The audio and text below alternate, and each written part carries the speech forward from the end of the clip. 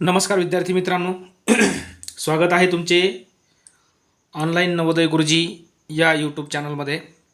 मी Tambekar sir तुमच्यासमोर आज घेऊन आलो आहे पूर्व उच्च प्राथमिक शिष्यवृत्ती परीक्षा 2022 सेट डी. त्याच्यामध्ये प्रथम भाषा म्हणजे मराठी आणि गणित हा विषय, याची सविस्तर माहिती आपण या उत्तर प्रश्नपत्रिकेची पाहणार आहोत. त्याच्यामध्ये बघा, प्रश्न पहिल्या प्रश्नाचं उत्तर आहे ए, अगदी कन्फर्म. प्रश्न दुसरा त्याचं उत्तर आहे 3. प्रश्न तिसरा 2. प्रश्न चौथा 3. प्रश्न पाचवा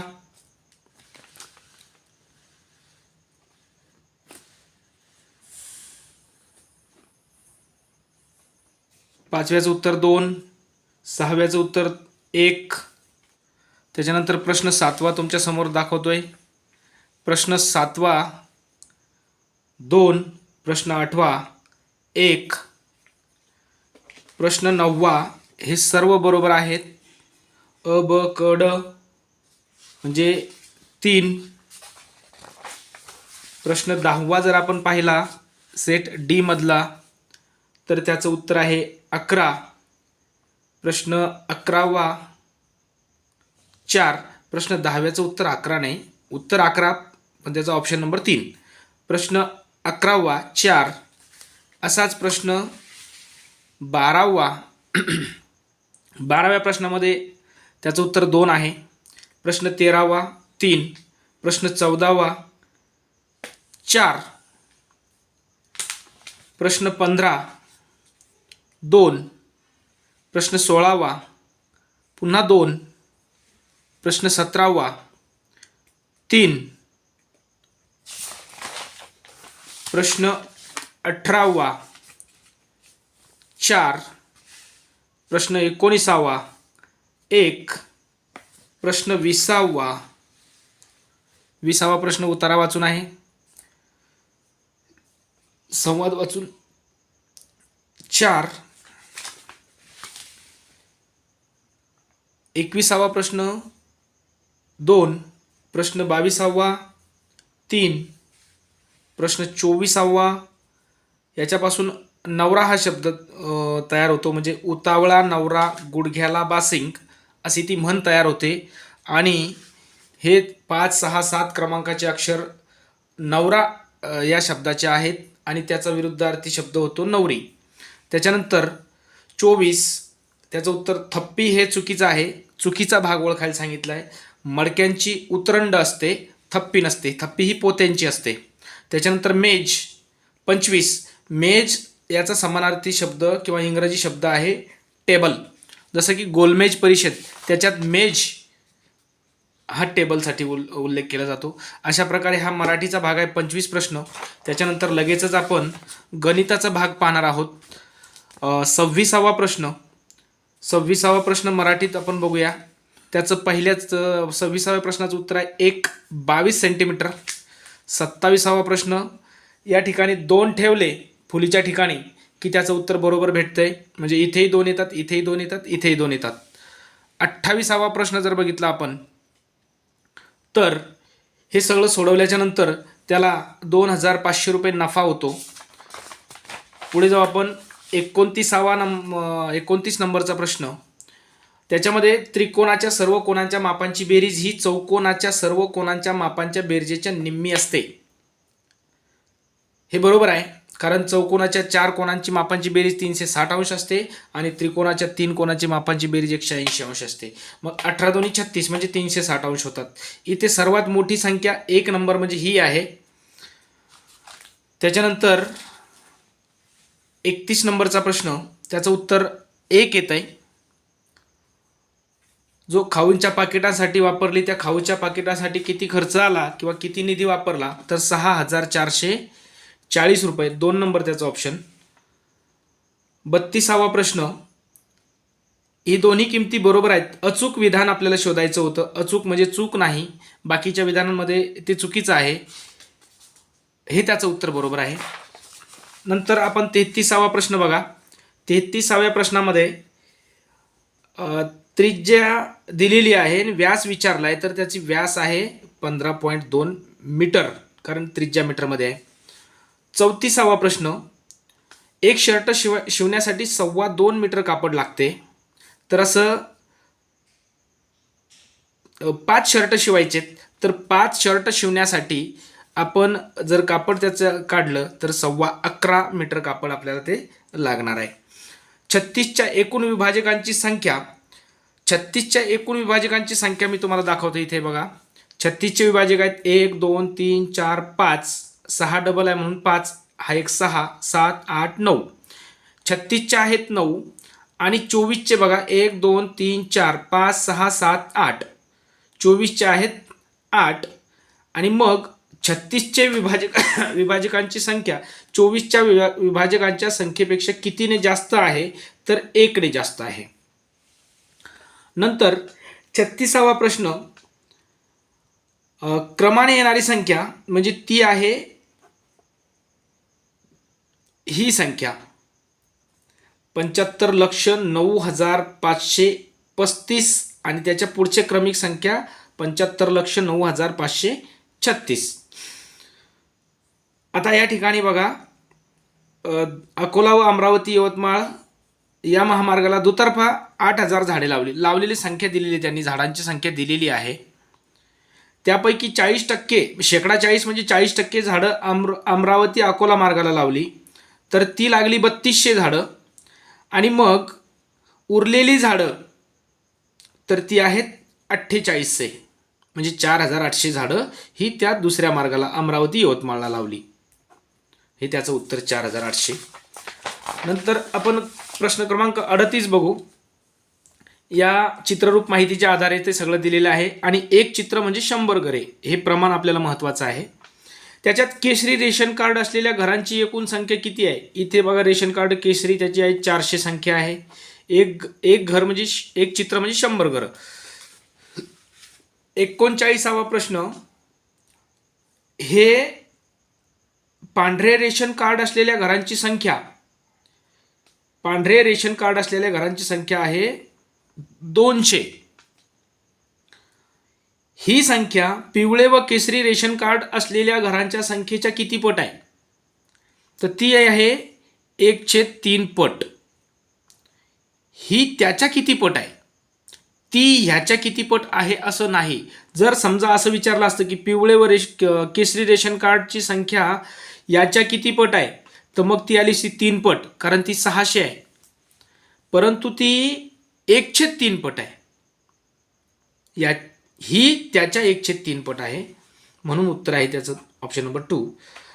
5 डझन अधिक 2 ग्रोस, 1 ग्रोस म्हणजे 144, 2 ग्रोसचे 288 होतात, त्याच्यात 60 टाकले म्हणजे 5 डझन की ते मिळून 348 होतात. आणि त्याचे डझन काढायचे, तर त्याला भागिले 12 केलं की आपलं उत्तर येतं 29. प्रश्न 40 झाले. 41वा प्रश्न मी थोडंसं फास्ट घेतोय कारण व्हिडिओ मोठा बनायला नको.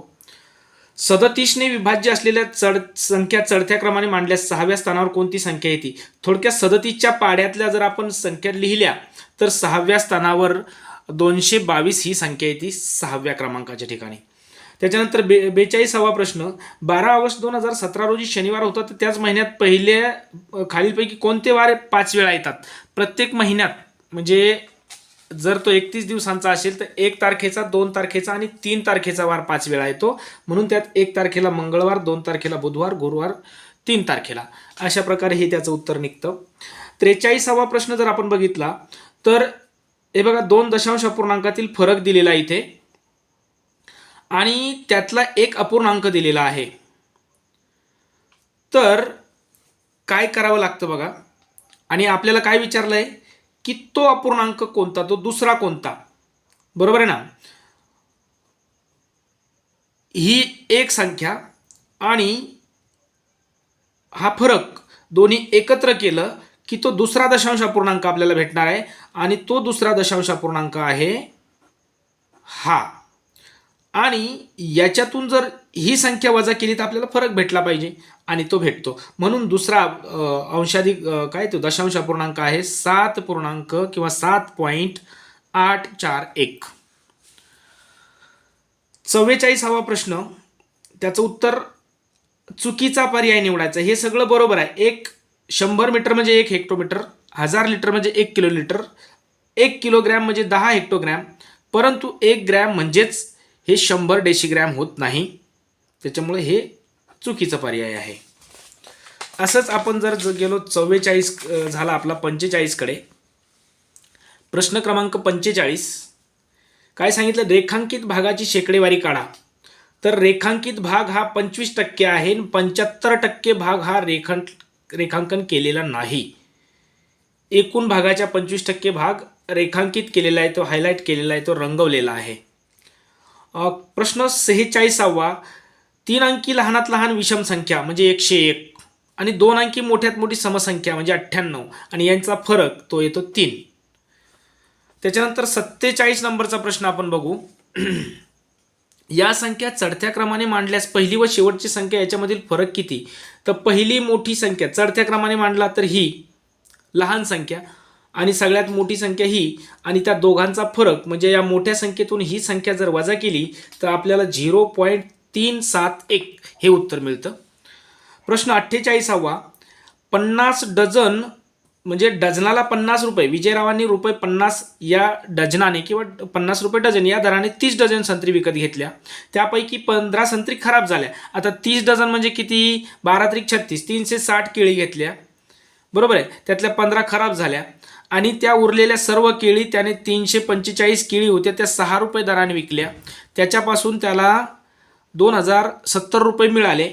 आता त्याने 50 रुपये डझनाने 30 केळी घेतल्या होत्या, तर 3×5=15 म्हणजे 1,500 रुपये त्याने ते खर्च केले होते आणि त्याच्यापासून त्याने 2070 रुपये कमवले, तर ते 570 रुपये त्याला नफा झाला. म्हणून त्याचा ऑप्शन नंबर 1 हे उत्तर आहे 48चं. असंच आपण पुढे बघू 49चं. एका डब्यात बघा, एका डब्यात 15 किलोग्रॅम आणि 500 ग्रॅम तांदूळ भरले तर 10 डब्यामध्ये किती तांदूळ मावतील? असे 10 डबे जर भरले तर 155 किलो तांदूळ त्याच्यामध्ये मावणार आहेत. त्याच्यानंतर एका बाटलीत 125 मिली सुवासिक तेल भरलेले आहे, तर 4 लिटर सुवासिक तेल भरण्यासाठी किती बाटल्या लागतील? तर 4 लिटर म्हणजे 4000 मिलीलिटर आणि त्या 4000ला जर 125ने भागलं तर आपल्याला उत्तर येतं 32 बाटल्या लागतील. ठीक आहे. त्याच्यानंतर पुढचा प्रश्न आहे की या संख्येला 6ने निशेष भाग जातो, तर या चौकोनाच्या आणि त्रिकोणाच्या जागी कोणते अनुक्रमांक असतील किंवा कोणते क्रमांक असतील? तर यामध्ये त्रिकोणाच्या ठिकाणी बघा 6ने भाग जायचा आहे म्हणजे याच्या एकक स्थानी समसंख्या असणं, ही समसंख्या असणं गरजेचे आहे, कारण समसंख्येने समसंख्येलाच भाग जातो. ठीक आहे. मग इथे हे उत्तर असणार नाही कारण विषम संख्या तिथे होऊ शकते. या ठिकाणी हेही उत्तर असणार नाही कारण हे एक तिथे ठेवला तर त्याला 6ने भाग जाणारच नाही. भाग जाणार या दोघांपैकी, आणि 6ची कसोटी काय आहे की 3ने आणि 2ने त्या संख्येला भाग गेला पाहिजे, ती समसंख्या असली पाहिजे. तर या दोघांमुळे समसंख्या होते, परंतु 4 जर त्या ठिकाणी ठेवले तर त्या संख्येला 3ने भाग जात नाही, म्हणून हे त्याचं उत्तर नाही आणि उत्तर आहे 51चं 1 नंबर. त्याच्यानंतर सोबत दिलेल्या खालीलपैकी कोणता अपूर्णांक रेखांकित न केलेल्या भागाचा सममूल्य अपूर्णांक दर्शवत नाही? रेखांकित न केलेला भाग किती आहे? तर एकूण भाग आहे 6. 6 पैकी 4 रेखांकित न केलेला आहे, म्हणजे हे ते दर्शवतंय 6 पैकी 4 रेखांकित केलेला नाही. 6 पैकी 4 म्हणजेच 3 पैकी 2 हेही तेच अपूर्णांक आहे, आणि 4 दुनी 8 आणि 6 दुनी 12 हाही तो सममूल्य अपूर्णांक आहे. त्याच्यामुळे हे सगळं न रंगवलेला भाग दर्शवतो आणि आपल्याला दर्शवत नाही असं विचारलंय, तर हे त्याचं उत्तर आहे की हे त्याचं ते न रंगवलेला भाग दर्शवत नाही असा तो प्रकार आहे. हा रंगवलेला भाग दाखवतो 1 2 3 3 पैकी 1 म्हणजे 6 पैकी 2 रंगवलेले आहेत, तर हे रंगवलेला भाग दाखवतो, न रंगवलेला दाखवत नाही. पुढे 53 नंबरचा प्रश्न आहे. 53 नंबरच्या प्रश्नामध्ये हे बघा, 4000 रुपये 10% दराच्या सरळ व्याजाने किती वर्ष बँकेत ठेवले असता मिळणारी रक्कम मुद्दलाच्या दुप्पट असेल? तर ती 10 वर्ष त्याचं उत्तर येतं. त्याच्यासाठी म्हणजे सूत्र वापरलं की ते पटकन, म्हणजे थोडक्यात काय, दामदुप्पट बरोबर 100 भागिले दर असं जर केलं तर लगेच त्याची किंमत निघून जाते आणि ती येते 10. त्याच्यानंतर 54 नंबरचा प्रश्न भरपूर लोकांना किंवा बऱ्याच जणांना तो त्रासदायक ठरलेला असेल. त्याचं उत्तर वेगवेगळ्या पद्धतीने काढलं गेलं, परंतु जेव्हा या ठिकाणी मी काढलं त्यावेळेस त्रिकोण त्या ठिकाणी 12 भरतात आणि चौकोन त्या ठिकाणी 8 भरतात. त्रिकोणापेक्षा चौकोनांची संख्या 4ने कमी आहे, म्हणजे त्रिकोण 4ने जास्त आहे. हे सगळे तिथे मी त्याला नंबर दिले आणि मग तुम्हाला दाखवण्यासाठी ते सगळं काढलं होतं. तर 4ने चौकोन जास्त आहेत, 4ने जास्त आहेत. बघा तुम्ही मोजून बघा त्याला, 4ने जास्त आहे. नंतर खालीलपैकी कोणत्या पर्यायातील 5 या अंकाची स्थानिक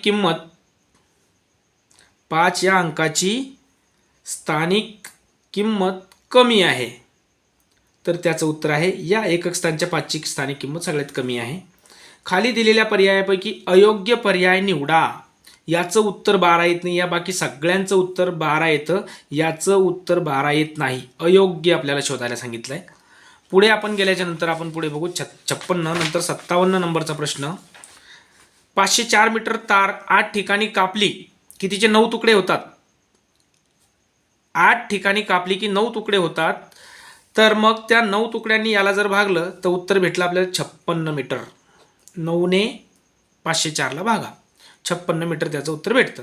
खालीलपैकी अचूक आहे, कोणता पर्याय अचूक आहे? दोन्हींची तुलना केली, ते बरोबरचं चिन्ह आहे. तर जे दोन्हीचं बघा, 7 56, 56 आणि 5 61. या ठिकाणी परत 7 56 आणि 5 61, म्हणजे हे अचूक आहे. बाकी यांची तुलना होत नाही, हे चुकीचं ठरत आहे प्रत्येक वेळेस, तिन्ही पण. म्हणून ऑप्शन नंबर 58 मध्ये 2 हे बरोबर आहे. इष्टिका चितीच्या कडा आणि शिरोबिंदू. बघा, इष्टिका चितीच्या कडा असतात 12 आणि इष्टिका चितीला शिरोबिंदू असतात 8.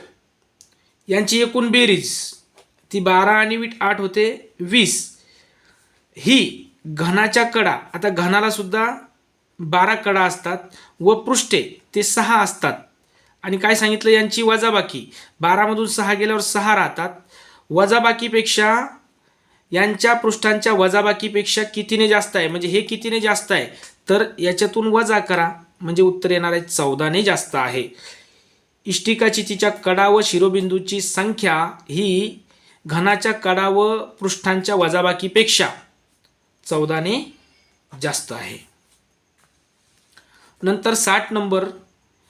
20,000 रुपये दर साल दर शेकडा 7 दराने 3 वर्षासाठी घेतले तर त्याला बँकेला किती व्याज द्यावा लागेल? तर 4,200 रुपये. आपण सूत्राचा वापर केला की या ठिकाणी जसे एक आतबाण दुसरा बाहेर, म्हणजे थोडक्यात ज्या चांदण्या आहेत त्या चांदण्यापासून एक इकडे जाणार आणि दुसरा इकडे येणार, म्हणून त्याचं उत्तर आहे 61.